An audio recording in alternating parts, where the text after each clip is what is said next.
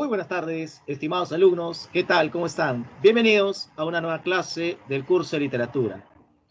Bien, el día de hoy, en la presente clase, nosotros vamos a concluir esta primera parte dedicada al desarrollo de literatura universal, ya que en la siguiente clase nosotros vamos a incursionar en el desarrollo de la literatura española. En la presente clase, el día de hoy, hablaremos acerca del desarrollo de la literatura de los siglos XIX y XX. Así que nosotros vamos a tener en cuenta la trascendencia de propuestas literarias como el realismo y a su vez también vamos a considerar la importancia de aquella narrativa contemporánea que se desarrolla a inicios del siglo XX. Entonces, vamos a detallar lo que vamos a trabajar el día de hoy, ¿no? Entonces, en cuanto a lo que significa el desarrollo del contenido de la presente clase, vamos a tener en cuenta, pues, como importante movimiento literario representativo del siglo XIX al realismo. Vamos a hablar acerca de sus principales características, y uno de los representantes más destacados, indudablemente, fue el escritor Fedor Dostoyevsky. Hablaremos de su obra más representativa, como lo es Crimen y Castigo, el argumento y la temática desarrollados en esta obra. Ahora, en relación a la literatura del siglo XX, vamos a hablar acerca de la narrativa que se manifiesta en los primeros momentos de este siglo. Vamos a tener en cuenta sus principales características y entre ellas el desarrollo de innovaciones técnicas que van a procurar superar a la narrativa tradicional. Hablaremos de ello, y entre los representantes de esta narrativa contemporánea aparece el escritor de origen checo Franz Kafka, el autor de una novela muy conocida titulada La Metamorfosis. Entonces, de todo eso vamos a hablar en esta clase. De inmediato, entonces, pasemos al desarrollo de la exposición. Realismo del siglo XIX, características y representantes. En el desarrollo de esta literatura contemporánea, uno de los más destacados movimientos literarios del siglo XIX es el realismo. El realismo es un movimiento literario que surge en Francia en los primeros momentos de la segunda mitad del siglo XIX. Se trata de una propuesta que apareció como reacción contra el romanticismo. Entonces, tengamos en consideración lo siguiente, y lo vimos en la clase pasada.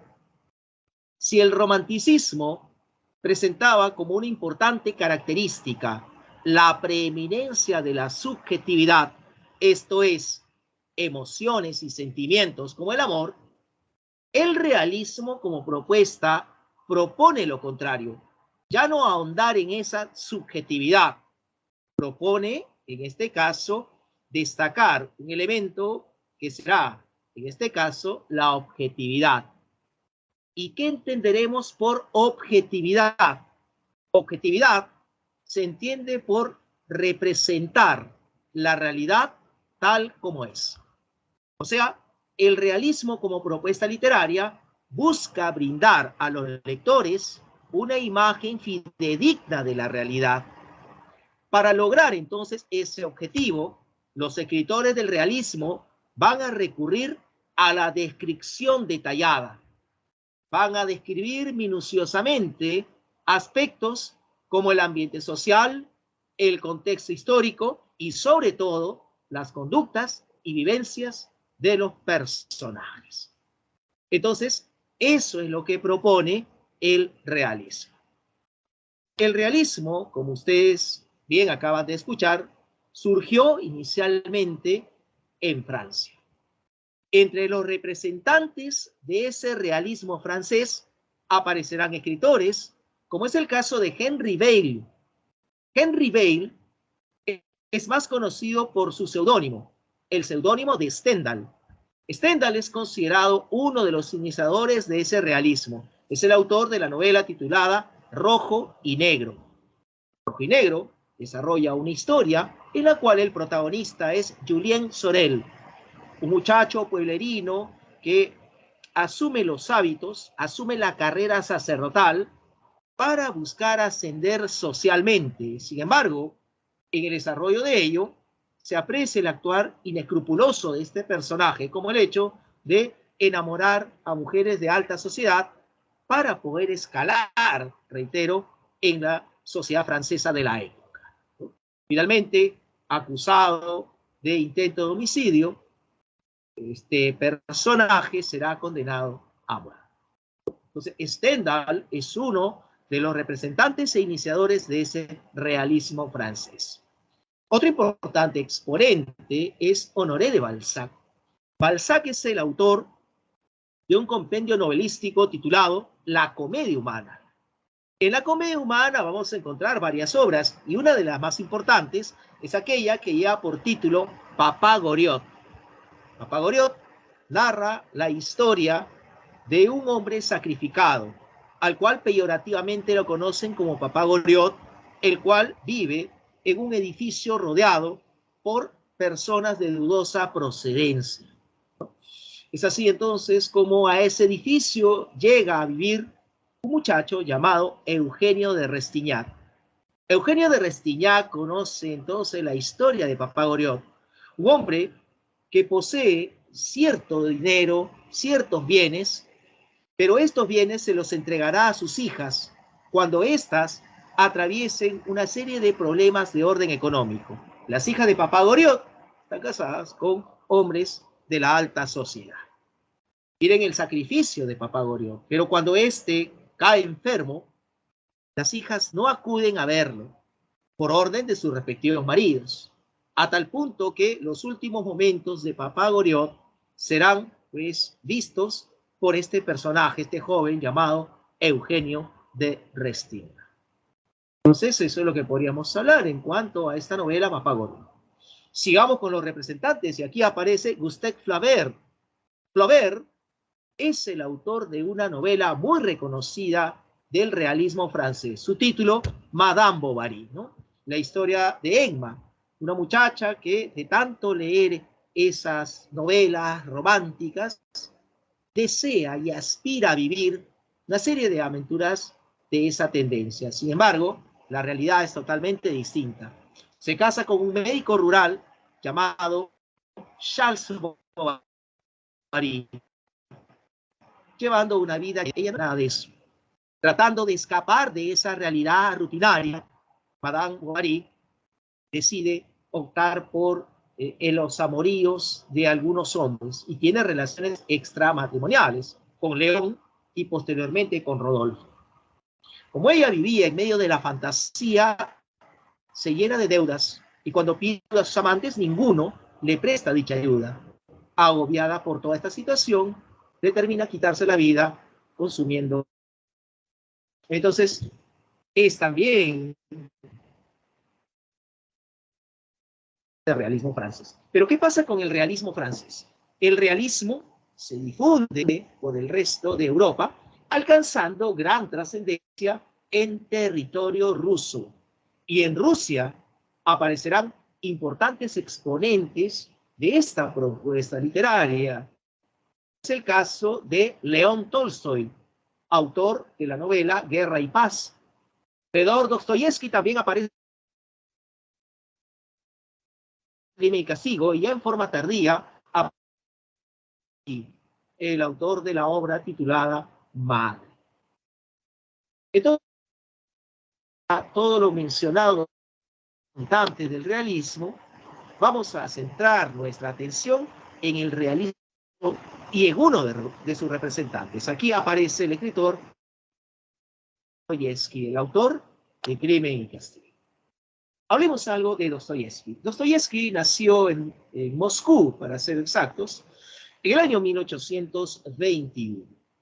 A lo largo de su vida, Dostoyevsky expresó su postura en contra del gobierno zarista, que trajo una serie de consecuencias como persecuciones y también un periodo de encarcelamiento. Una constante en la vida de Dostoyevsky también económicos. Tenía que escribir o tenía que dedicarse a ejercer el periodismo para poder subsistir. Dostoyevski, agobiado por las enfermedades, sobre todo la epilepsia, deja de existir en el año 1881, otorgándonos un interesante legado narrativo, constituido por novelas. Dostoyevski es el autor de destacadas novelas, como por ejemplo podríamos citar algunos títulos: Humillados y ofendidos, El jugador, El idiota, Los demonios, Memorias del subsuelo, Los hermanos Karamazov, siendo aquí su novela más representativa aquella que lleva por título Crimen y Castigo.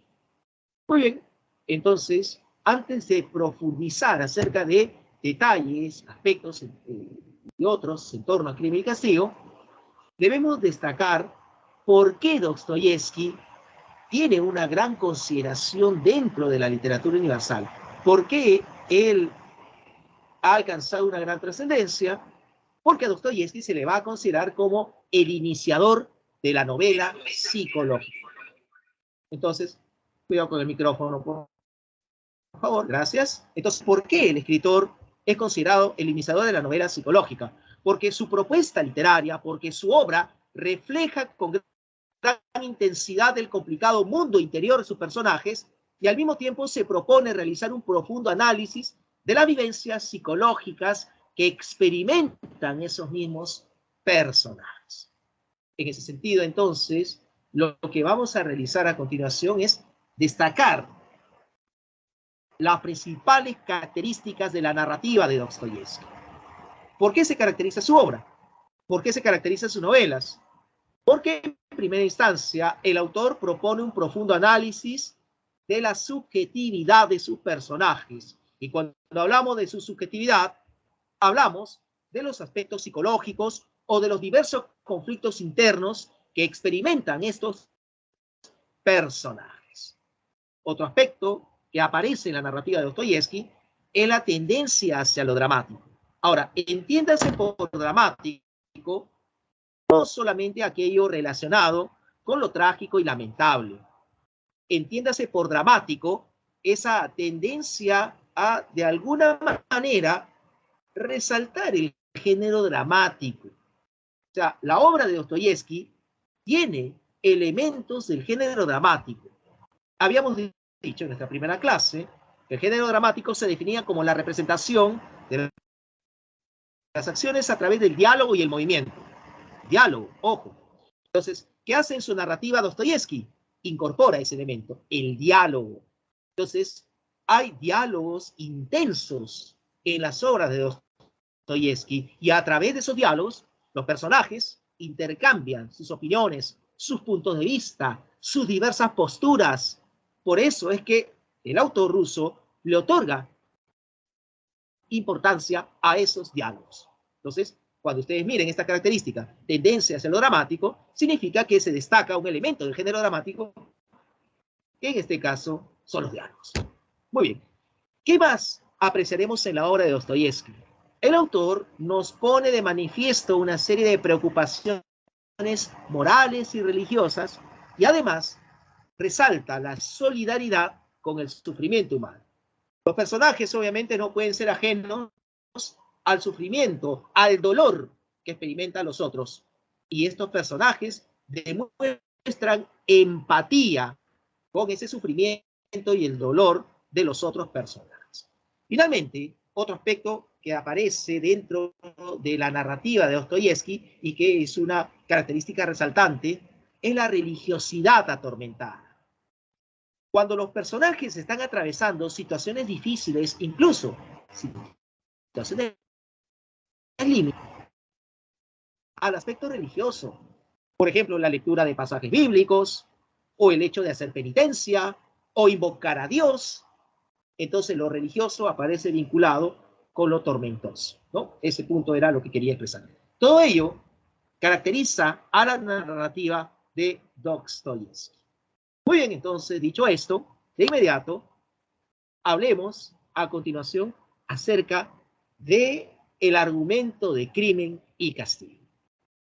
Muy bien, ustedes creo que ya tienen una información preliminar sobre la obra, pero no está de más recordarles detalles de la misma. El protagonista de esta historia es Rodion Romanovich Raskolnikov, un estudiante universitario que está atravesando problemas de orden económico. Raskolnikov no tiene dinero para costear sus estudios de derecho y por ende abandona la universidad. Y luego de ello decide vivir prácticamente encerrado en la pequeña habitación que él renta en los suburbios de San Petersburgo, la ciudad rusa donde se desarrollan las acciones.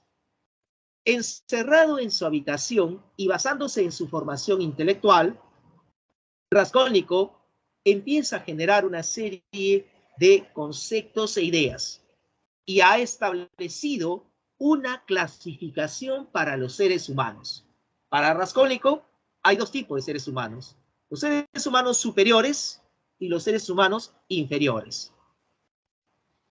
Estos seres humanos superiores o extraordinarios rigen el destino de la sociedad e incluso están por encima de las leyes. Por lo tanto, pueden decidir sobre la vida de los seres humanos inferiores. Y desde esa perspectiva, Raskolnikov, quien asume que es un hombre superior, considera que en San Petersburgo hay alguien que atenta contra los intereses de la... Y esa es una anciana prestamista de nombre Aliona Ivanovna. Lo que se traza a Raskolnikov es deshacerse de esa mujer. Pero claro, le falta ultimar detalles para plasmar ese proyecto. Por lo que Raskolnikov irá en búsqueda de esta anciana prestamista y lleva consigo una herencia familiar, un reloj que le había pertenecido a su padre. Él empeña ese reloj recibiendo unas cuantas monedas, una cantidad considerable de dinero. A Raskolnikov no le interesa la cantidad que ha obtenido, le interesa ultimar esos detalles. Por ejemplo, cuándo encontrar a la anciana sola en su departamento, ya que ella vivía con su media hermana llamada Lisabeta, o cómo salir de allí sin ser reconocido. Entonces, con las pocas monedas obtenidas, Raskolnikov se dirige a un bar. Si bien es cierto, Raskolnikov ha optado por vivir aislado durante algún tiempo, Raskolnikov quiere ahora el contacto de los otros. Va a ese bar y ahí conoce a un exfuncionario llamado Semyon Marmeladov. Marmeladov encuentra en Raskolnikov un interesante interlocutor y le cuenta aspectos de su vida, de su pasado, de cómo perdió a su mujer, de cómo él estableció una nueva relación amorosa, de su trabajo exitoso, pero después cómo empezó a recaer en el vicio del alcohol, cómo se descuidó de su familia, no le interesa ahora nada, y quien se ha encargado de los gastos familiares es su hija mayor, su hija llamada Sonia, quien ha incursionado en la prostitución. Entonces, cuando ya Marmeladov está demasiado ebrio, Raskolnikov lo llevará hasta su departamento y en el lugar constatará el ambiente miserable en el cual vive Marmeladov. Su mujer está enferma de tuberculosis, sus hijos están vistiendo harapos y sin comer. Raskolnikov se apiada de todos ellos y sin que se den cuenta le deja las pocas monedas que tenía en el alféizar de una ventana. Y Raskolnikov se va del lugar. Entonces, retorna a su habitación y en su habitación la criada del edificio donde vive, una muchacha llamada Anastasia, le dice que hay una carta para él. Y a través de la carta, Raskolnikov se entera de que la remitente, su madre, le está pidiendo disculpas al propio Raskolnikov por no darle el dinero que éste requiere para costear los estudios. La carta también cuenta detalles de Dunia, hermana de Raskolnikov. Cuenta la madre que Dunia ha iniciado un romance con un hombre de negocios llamado Lujin y que pronto se van a casar. Comenta la madre que el matrimonio será productivo porque la dote de ese matrimonio permitirá costear los estudios de Raskolnikov. Al final de la carta, la madre de Raskolnikov anuncia su llegada conjuntamente con Dunia a la ciudad de San Petersburgo. Raskolnikov termina de leer el contenido de esa carta con bastante amargura, porque se ha percatado que su hermana piensa casarse no por amor, sino por interés. Esto se convertirá también en una motivación para que Raskolnikov lo más pronto posible ya de una vez plasme el proyecto trazado. A la mañana siguiente, entonces, provisto de un arma letal, un hacha que ha conseguido en la cocina del edificio donde vive, irá en búsqueda de Aliona Ivanovna. Raskolnikov se había enterado que a eso de las 7 de la noche la anciana estaría sola, ya que su hermana Elisabetta tiene una reunión con vendedores del mercado central.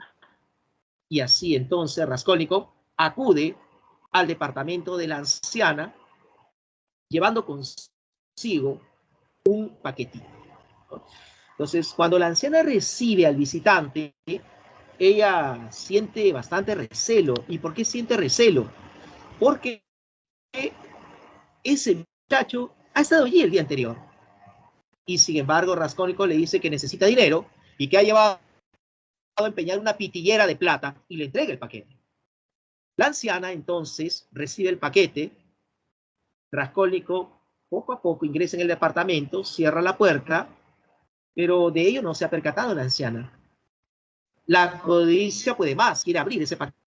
Entonces, como está distraída, Raskolnikov saca el hacha que ha llevado debajo de su abrigo y con esa arma empieza a asestarle golpes en la cabeza hasta que mata a Aliona Ivanovna. Entonces, de inmediato, Raskolnikov ingresa en su dormitorio, encuentra algo de joyas, algo de dinero, lo pone en sus bolsillos y sale de dicho dormitorio para ya huir. En ese instante, Raskolnikov se queda paralizado, ya que sucede algo que él no esperaba. Quien habría ingresado al departamento era nada menos y nada más que Elisabetta.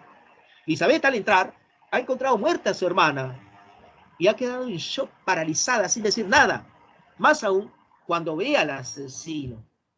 Raskolnikov en ese instante no tendrá otro camino que también matar a esta otra mujer. Y mata a Elisabetta.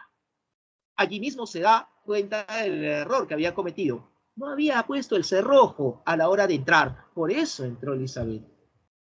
Entonces ahora pretende huir Raskolnikov. En ese mismo instante llegan dos hombres buscando a la anciana prestamista y llaman a la campana. La campana no tiene respuesta, empujan la puerta, estaba cerrada. Les parece muy raro todo esto.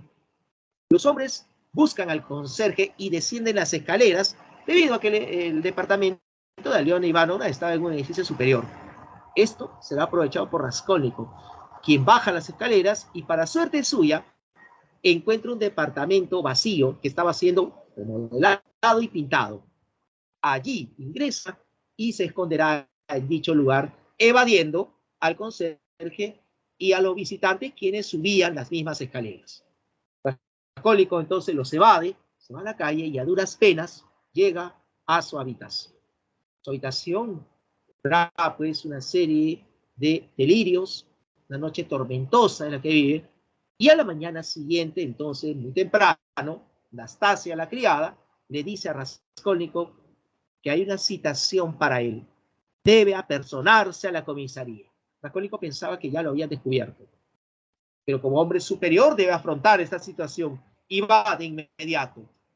Llega a la comisaría y adopta ciertas actitudes, se exalta, se molesta porque no la atienden, pero de pronto el ambiente es enrarecido, hay poco aire, habían pintado la comisaría y escucha acerca del asesinato de la mujer y de su hermana. Y Raskolnikov se desmaya.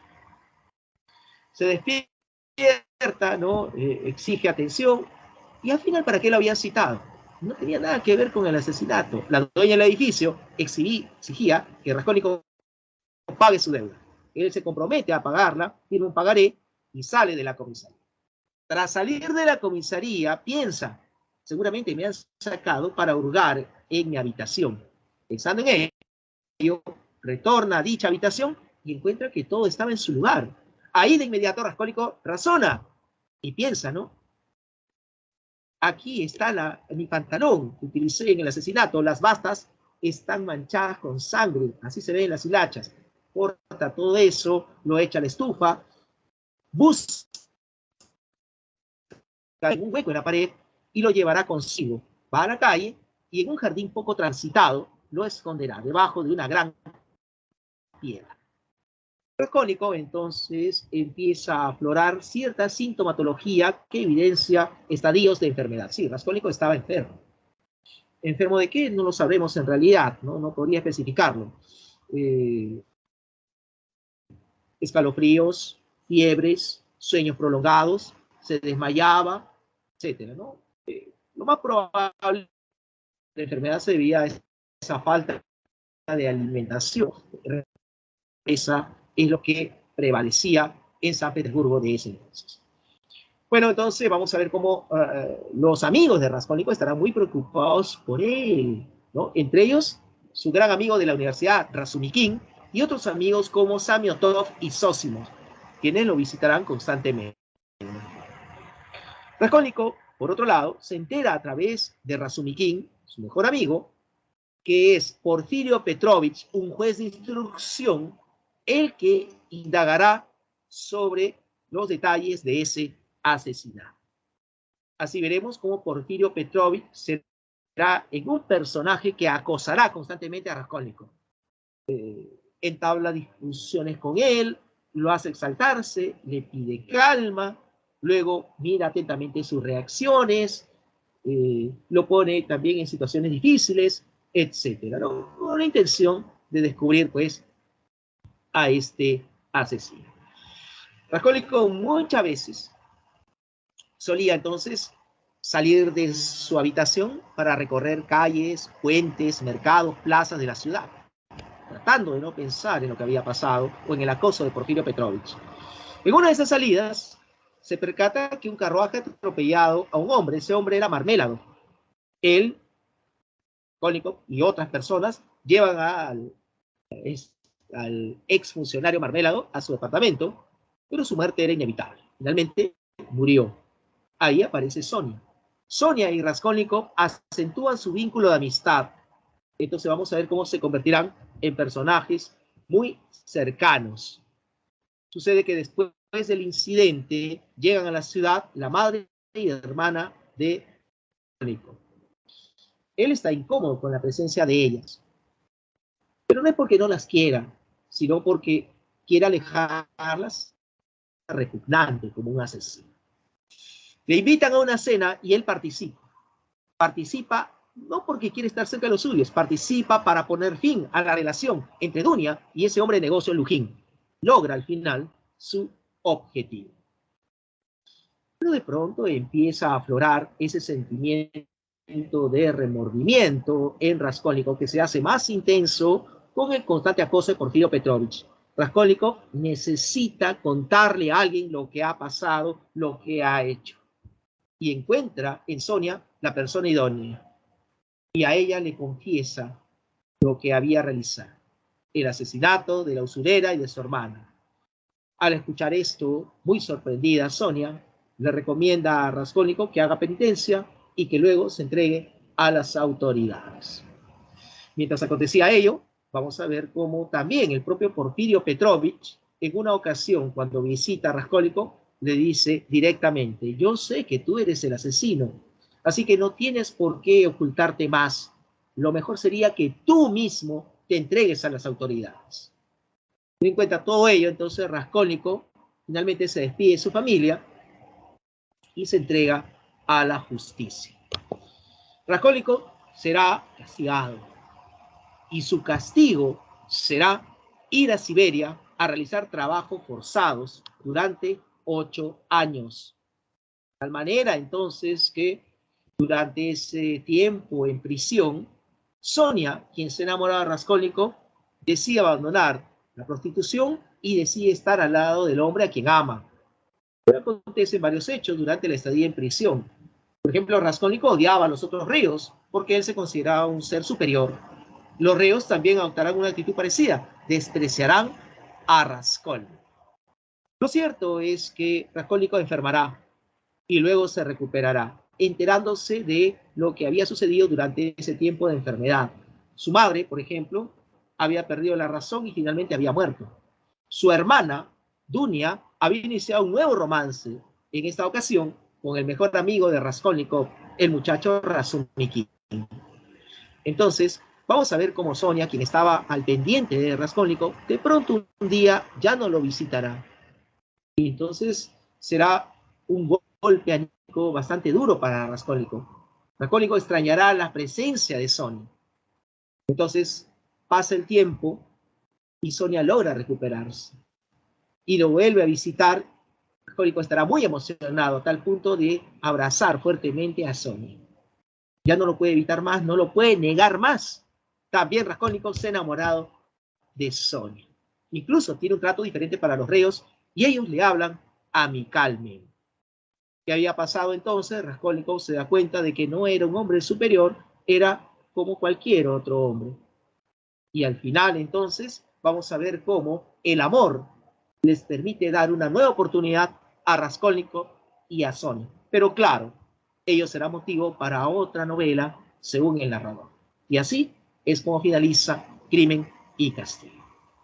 Bien, entonces dejemos de lado el argumento de la obra y de inmediato, obviamente, pasemos a abordar la temática. El tema central plantea un conflicto ético entre dos tipos de moral.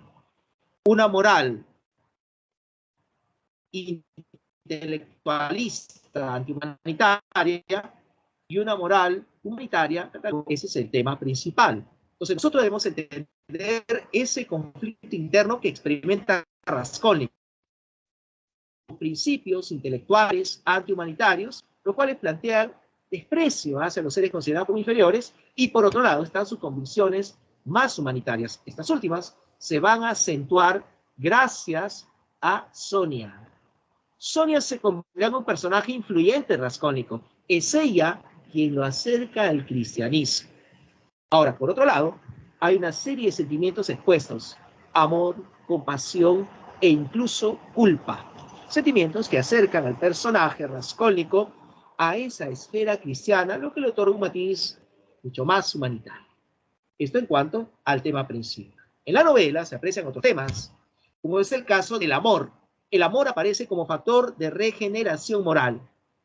En ese sentido, la relación afectiva que sostiene Raskolnikov con Sonia resquebraja las ideas antihumanitarias del primero.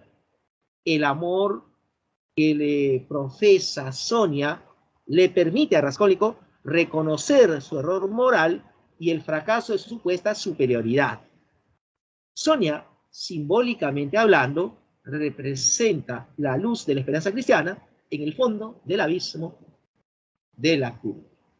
Otro tema, justamente hablando de culpa, es esa sensación, el sentimiento de culpa que atormenta a Raskolnikov.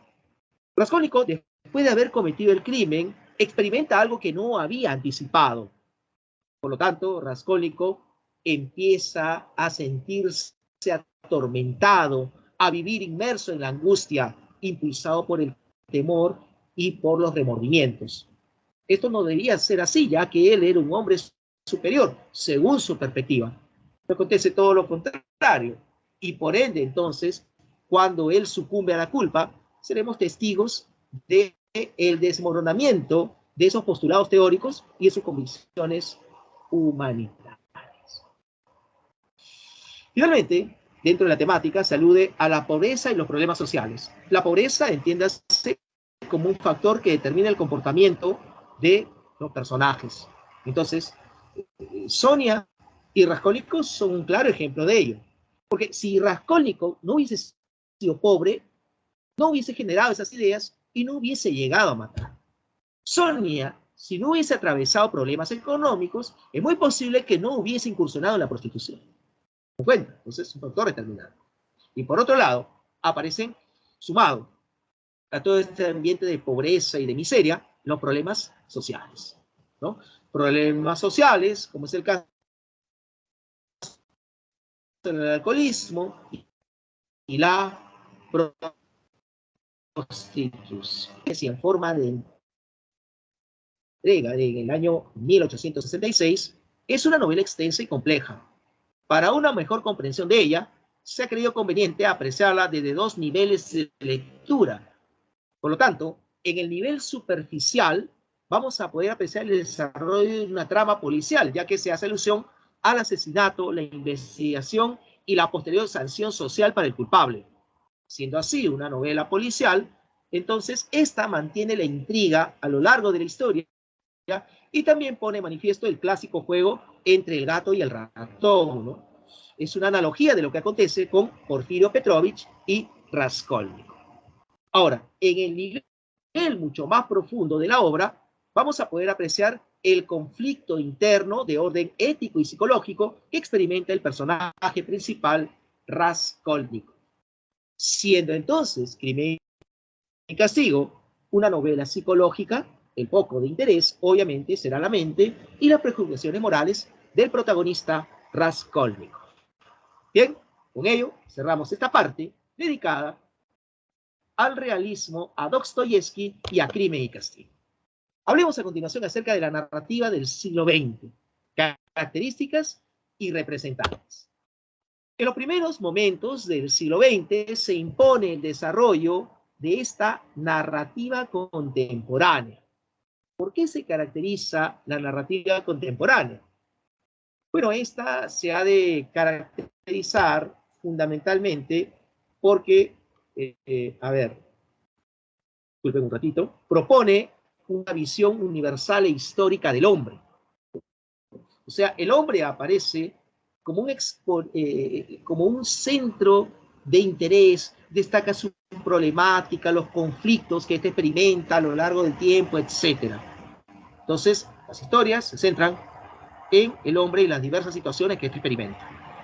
La narrativa contemporánea también se caracteriza por proponer una temática múltiple, temas variados, temas sociales, temas cotidianos, temas psicológicos, temas económicos, etc. Son expuestos en las historias. Pero esta narrativa contemporánea se caracteriza porque propone una serie de importantes innovaciones técnicas que buscan superar a la narrativa tradicional. Y en ese sentido, habría que destacar estas innovaciones técnicas. Una de ellas tiene que ver con el punto de vista del narrador. Ahora, para entender esto, habría que preguntarnos, ¿quién es el narrador? Bueno, el narrador es el constructor del relato, en la voz enunciativa que nos cuenta una historia. En la narrativa tradicional, el narrador se caracteriza porque lo ve todo y lo sabe todo. O sea, ese narrador tiene un amplio conocimiento de la historia, conoce lo que pasó, lo que pasa y lo que podría pasar, y además conoce mucho de los personajes, sabe lo que ven, lo que piensan, lo que sienten. Se trata entonces de un narrador que está en todo momento y en todo lugar, o un narrador omnisciente. ¿Cuál es la propuesta de la narrativa contemporánea? La narrativa contemporánea busca superar a ese narrador omnisciente y para ello propone en sus historias un narrador que ya no tenga un conocimiento total, sino un conocimiento parcial de la historia. Entonces, ya toda la información no la transmite el narrador. Como lectores, nosotros encontraremos vacíos. Esos vacíos serán contados ahora por los personajes que han alcanzado cierta independencia a través de diálogos o a través de monólogos. Por lo tanto, la primera innovación técnica consiste en superar ese punto de vista fijo del narrador omnisciente, ¿no? La tendencia a no emplear. Primera innovación. Segunda innovación técnica tiene que ver con los procedimientos narrativos. En la narrativa tradicional encontraremos determinados procedimientos, como por ejemplo la construcción del relato. O sea, la labor del narrador se convierte en relato. Es un procedimiento narrativo. Se cuenta algo. A ello se le suma también el diálogo, ¿no? Ese intercambio de información nos da a conocer algo, se cuenta algo. El diálogo es otro procedimiento narrativo tradicional. Sumado al relato, sumado al diálogo, aparece la descripción. Cuando se describe un lugar, un objeto o un personaje, también se está contando algo. La descripción también es un procedimiento narrativo tradicional. ¿Qué propone la narrativa contemporánea? Incorporar un nuevo procedimiento narrativo. Y este nuevo procedimiento narrativo se denomina monólogo interior o libre flujo de la conciencia. ¿Qué es el monólogo interior? El monólogo interior es una técnica que fue empleada por primera vez por el irlandés James Joyce en su novela Ulises. Consiste en que se nos brinda la oportunidad de ingresar en la mente de los personajes y conocer sus más íntimos pensamientos. Las ideas o su íntimo sentir aparece ante nuestros ojos. Entonces, veremos el discurrir de esas ideas y pensamientos. Muchas veces, estas ideas y pensamientos aparecen inconexos entre sí, carentes de sentido. Estamos explorando el nivel mental. Entonces, el monólogo interior aparece en la mente. No es verbalizado, no es exteriorizado por el personaje. Entonces, el monólogo interior es un nuevo procedimiento narrativo. Es una innovación técnica. Finalmente, hablemos acerca del tratamiento de los diversos planos temporales. En la narrativa tradicional, y vuelvo a ella, las historias respetaban una linealidad.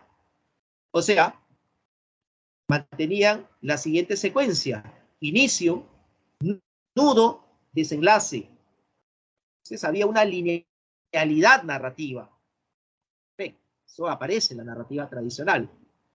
La narrativa contemporánea propone romper esa linealidad narrativa, quebrar el orden lógico y cronológico del relato. Tanto entonces, los planos temporales aparecen mezclados o en forma simultánea.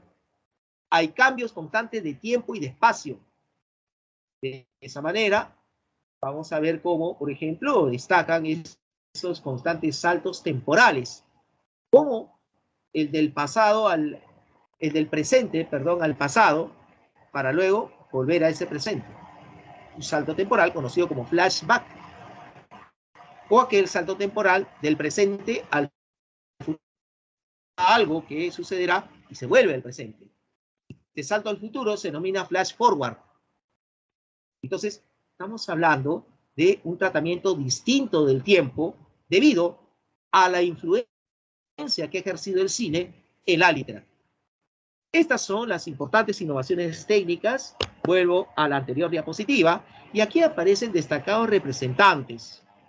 Podríamos hablar de James Joyce, de Marcel Proust, de Franz Kafka, de Ernest Hemingway, de William Faulkner, de Jean-Paul Sartre, de Albert Camus, de Thomas Mann, de Virginia Woolf, muchos otros. Entonces, hablemos de la vida y obra de uno de estos exponentes.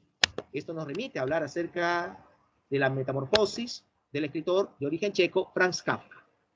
Franz Kafka es un autor el cual desarrolló su propuesta literaria en lengua alemana.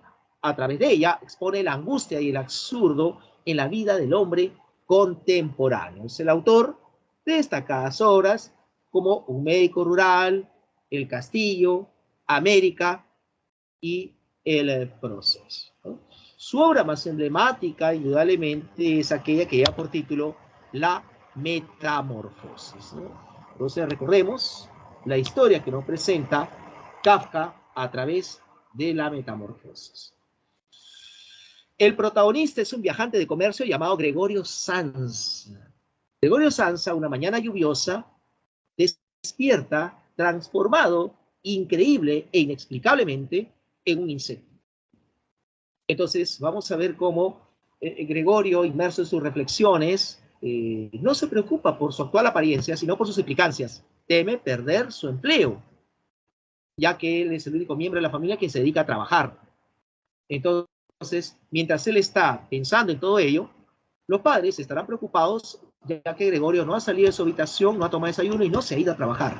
Los empleadores, por otro lado, estarán incomodísimos, molestos porque Gregorio no ha abordado el tren que salía a las 5 de la mañana. El propio gerente de la empresa va a la casa de los Samsa y a pesar de que los padres quieren disculpar a su hijo, el gerente irrumpe y llega hasta las afueras de la habitación de Gregorio exigiendo su incorporación inmediata al trabajo. Gregorio, quien a duras penas está articulando su nuevo cuerpo, logra con dificultad abrir la puerta por dentro y lo ven, se deja ver por el gerente y por su familia. Gregorio toma todo esto con la mayor naturalidad y dice, no se preocupen, ahorita me cambio y me voy a trabajar. Sin embargo, el gerente sintió una mezcla de asco y de miedo y decidió irse lo más pronto posible.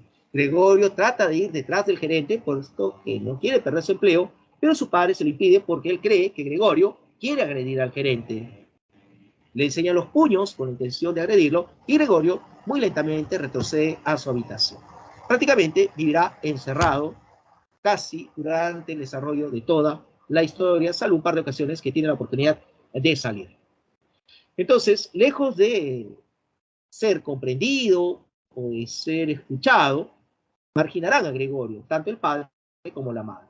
Como nadie se preocupaba por él, Grete será la encargada de llevar alimentos y de limpiar la habitación de Gregorio, actividad que en la medida que pasa el tiempo se irá olvidando.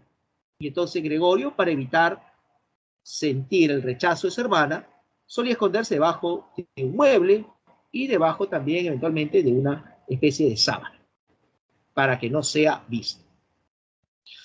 La familia, entonces, procura generar ingresos. El padre retorna a su antiguo empleo, que era ordenanza de bancos, mientras que la madre y Grete realizaban actividades de costurería. En una ocasión, entonces la madre dispone sacar objetos de la habitación de Gregorio, porque creyendo que es un insecto el cual necesita desplazamiento, pues así, de esa manera, la madre pretendía hacerle un favor a Gregorio. Pero Gregorio lo toma de otra manera. Le están tratando como cualquier cosa y no como alguien que recuperará su condición humana. A manera de protesta, Gregorio trepa a la pared y encuentra un cuadro y abraza a ese cuadro. La madre que ingresaba en esa habitación ve una mancha encima del cuadro. Se extraña y le dice a Grete, su hija, ¿eso es Gregorio? Y tras la confirmación, la madre se desmaya. Grete reclama a Gregorio haber ocasionado el desmayo de su madre. Gregorio sale de su habitación. El padre regresa del trabajo y se entera de lo que ha pasado. Muy incómodo, era en búsqueda de Gregorio. Gregorio estaba en la cocina. Y el padre llevaba consigo una manzana y la manzana es arrojada a Gregorio. Gregorio a duras penas lo esquiva. Sin embargo, el padre tenía otras manzanas y le sigue lanzando y una de estas impacta en el caparazón de Gregorio, ocasionándole un gran dolor. Ojo, y con la manzana en su caparazón, así regresará a Gregorio a su habitación. Parece que el comportamiento ha sido muy excesivo. Entonces, como una forma de pedir perdón, a Gregorio se le permite tener la puerta abierta en su habitación. Gregorio, desde su escondite debajo del mueble, miraba la rutina en la cual había recaído su familia. El padre llegaba con su uniforme del trabajo, se echaba al sofá, así avanzaban las horas hasta muy tarde, y con ese mismo uniforme se iba a dormir para irse a trabajar, puesto el uniforme. Mientras que la madre y Grete hacían actividad de costurería. Día tras día se repetía esto, hasta que los Sansa, buscando generar más ingresos, alquilan espacios en su casa y llegan 3 huéspedes. Desde ese día, la habitación de Gregorio se cerró. Los huéspedes no sabían de la existencia de Gregorio. Eran huéspedes muy pulcros, muy limpios y muy exigentes. Grete, para tratar de agradarlos, los invita a un recital dentro de la casa y empieza a tocar el violín. Grete no sabía tocar muy bien el violín y los inquilinos, los huéspedes, se sienten muy incómodos. Quien sí se emociona será Gregorio. Gregorio quería llevar a su hermana a estudiar al conservatorio y Gregorio se emociona tanto que sale de su habitación, pero tras salir será visto por los huéspedes y los huéspedes se van a asquear, van a sentir rechazo. Los huéspedes no pagarán nada de lo consumido hasta ese día, generándose así un problema económico en la casa. Tras el incidente, Gregorio estaba en su habitación, Grete tiene palabras duras para su hermano y le dice a sus padres, lo que pasa es que ustedes no lo entienden, el quitarse de nuestras vidas. Entonces, lo mejor sería que él se fuera de aquí, ya estamos hartos de todo esto. Palabras muy duras para Gregorio. En el interior de su habitación, Gregorio está experimentando en carne propia la marginación, la incomprensión, sobre todo la soledad. A esto se le suma la manzana que está en su caparazón. Todo ello motiva que nuestro protagonista finalmente pierda la vida. Entonces, vamos a ver cómo una mujer que eventualmente limpiaba la casa de los Sansa encuentra el cadáver de Gregorio y lo anuncia a la familia. Para los Sansa, esta noticia es un gran alivio.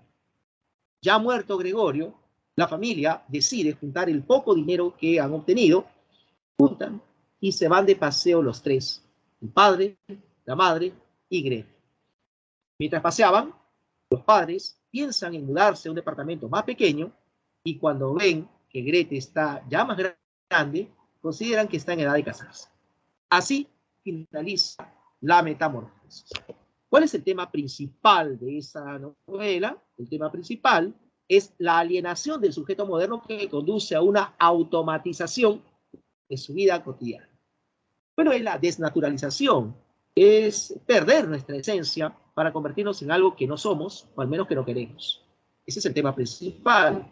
Hay otros temas que se le suman: el autoritarismo del padre, la mutación del hombre en insecto, la rutina de la vida burocrática, la marginación del diferente, la explotación del hombre por el hombre y la incomunicación entre padres e hijos. ¿Qué podríamos decir de la novela? Bueno, la novela expone una dura crítica hacia los excesos de la vida moderna. El trabajo ha deshumanizado por ende al hombre. Por lo tanto, la mutación de Gregorio en insecto refleja lo absurdo en lo que se ha tornado la existencia humana y lo inexplicable de la situación de este viajante de comercio, el cual, transformado en insecto, ya no es útil para la sociedad. ¿Qué es lo que ha pasado con Gregorio? Gregorio ha quebrado, ha roto una norma y por lo tanto se ha convertido en un ser marginal. Al ser Gregorio un ser marginal, debe ser liquidado, debe ser eliminado por la sociedad oficial. Y esta sociedad oficial aparece representada tanto por el padre como los creadores de Gregorio. Y bien, entonces, estimados alumnos, eso es todo lo que tendría que exponerles a ustedes en esta presente clase. Espero haya sido de su agrado.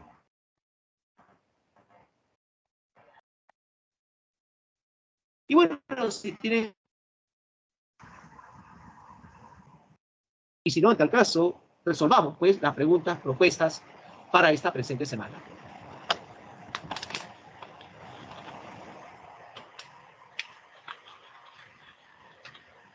Por ejemplo, a ver, preguntas fáciles, rápidamente. Resolvamos la pregunta número 5. ¿Qué les parece? Prendan sus micrófonos para que ustedes respondan o utilicen el chat. Pregunta 5, enunciado 1. El protagonista, envuelto en la miseria, comete un crimen atroz en Moscú. ¿Verdadero o falso? ¿Qué opinan? Falso. ¿Falso? Falso. Es en San Petersburgo. Correcto, muy bien. 2. Aliona, la usurera, es considerada por Raskolnikov como un ser nocivo. ¿Verdadero o falso? Verdadero. Verdadero. Correcto, muy bien. 3. Dunia confiesa a Petrovich que su hermano es el asesino que buscan. ¿Verdadero o falso? Falso. Falso. Correcto. Al final, la joven Sonia acompaña a Raskolnikov en su condena en Siberia. Verdadero. Verdadero. Por lo tanto, respuesta para la 5, alternativa C. Correcto, muy bien. Ahora, rápidamente, ya nos queda poco tiempo. Pregunta 7. A ver, en la narrativa del siglo XX, ¿cuál es el recurso por el cual el lector puede entrar en contacto directo con los pensamientos de los personajes? La D, Así. monólogo interior. Monólogo interior, Monólogo excelente. interior. Muy excelente, muy bien, muchachos. Han estado un par de preguntas para que ustedes, digamos, manifiesten todo lo que han aprendido en esta clase, o recordado tal vez. ¿Sí? ¿Hay por ahí alguna pregunta? Lo puede hacer. Jesús Ángel, creo, has levantado la mano. ¿Sí? ¿Alguna pregunta? Bien, entonces nos restan segundos. Comparto con todos ustedes las claves de la presente semana. Y bueno, ya nos está avisando también el tutor que es momento quizás de retirarnos. Bueno, ha sido un gusto. Espero les haya agradado la clase, reitero. Y conmigo será hasta la siguiente semana. Muchas gracias a todos ustedes. Cuídense. Buen fin de semana. Nos vemos. Chao. Gracias por la participación.